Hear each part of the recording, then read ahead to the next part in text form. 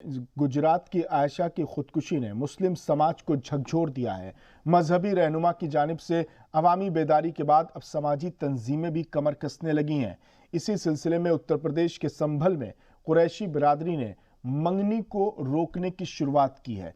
अल Quraish welfare society ने निकाह से पहले की जाने वाली मंगनी की रस्म को बंद करने की पहल की है। तंजीम के सदर शाहिद कुरैशी ने मंगनी की रस्म को शरीयत के खिलाफ बताया है।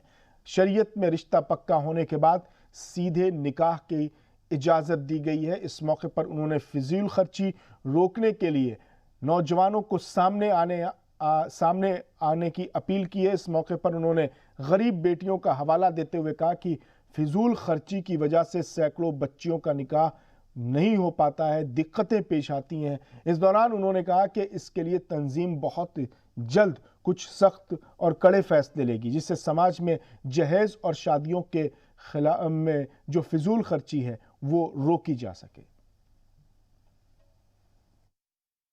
बिरादरी के अंदर जो शादियों के एतबार से रस्म रिवाज बहुत ज़्यादा उरूज पा गए हैं, जो कि अब हद से ज़्यादा बढ़ गए हैं, और इसके एतबार से अक्सर तबका फिक्रमंद भी है और इससे मुतासिर भी हैं सब लोग। आगे हमें क्या प्लानिंग रहेगी, कैसे हमें काम करना है, कैसे इन सारी चीज़ों को जो है कंट्रोल करना है। किस चीज़ के मशवरे के लिए यहाँ पर आया गया था? मशवरा इस चीज़ के लिए आए लोग कि फ़िलहाल स्टेप बाय स्टेप जो है हम कुछ चीज़ों को कंट्रोल करें। एक साथ सारी चीज़ों को हमें बैन नहीं करना है। कुछ चीज़ों को इंशाल्लाह हम टारगेट बनाएंगे और उसका ऐलान बहुत जल्द इंशाल्लाह करने जा रहे हैं। जी, समाज में ये मंगनी की जो रस्म राइज है, इसके विषय में आप क्या कहना चाहते हैं? मंगनी की रस्म ये तो बिल्कुल शरीयत के खिलाफ है। शरीयत में इसका कोई वजूद नहीं है मंगनी का।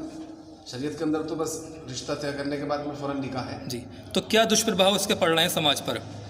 इसके दुष्प्रभाव भाई जाहिर है, आप देख सकते हो, अंदाज़ा कर सकते हो कि हर महल्ले के अंदर 200-400 लड़कियाँ ऐसी बैठी हुई हैं जिनका निकाह आप आज कर लो।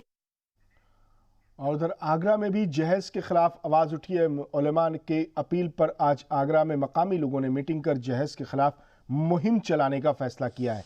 अहमदाबाद की आयशा के अहले खाना आगरा के ही रहने वाले थे, जिसका दर्द आज यहाँ के लोगों के चेहरों पर साफ नज़र आया। उनका कहना है कि खुदकुशी तो रोज़ होती है, लेकिन जहेज के लिए इस खुदकुशी ने समाज को हिला कर रख दिया है, सोचने पर मजबूर कर दिया है। इसलिए इसके खिलाफ तैयार होने की ज़रूरत है। शैतान हस्बैंड ने ये कहा था कि बनने से पहले एक वीडियो बना देना जिससे कि मैं पुलिस मुझे ना फंसा सके। उसने वीडियो बना के उसको वायरल किया और साबरमती नदी में उसने अपने को छलांग लगा दी।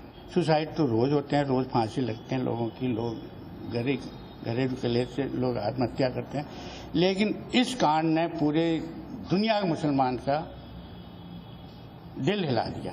क्यों कि ये दहेज के नाम पर ये हुआ था। गरीब बाप जो दर्जी का काम करता था वो कहाँ से लाती। पूरा ऑल इंडिया मुलमाओं की ये मीटिंग करके ये ऐलान हुआ है कि मुसलमान ये वचन करें कि हम ना दहेज लेंगे ना देंगे। आत्महत्या शरीयत के हिसाब से गलत है, मुस्लिम रीति रिवाज के हिसाब से बिल्कुल मना है, लेकिन वो इतनी बेबस हो गई थी अपने पति के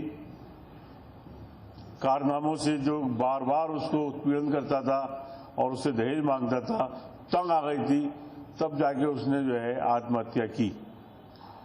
तो उसी के संबंध में हमने मुसलमानों से अपील की है कि दहेज लेना व देना कानूनन अपराध भी है और शरीयत के हिसाब से हराम है।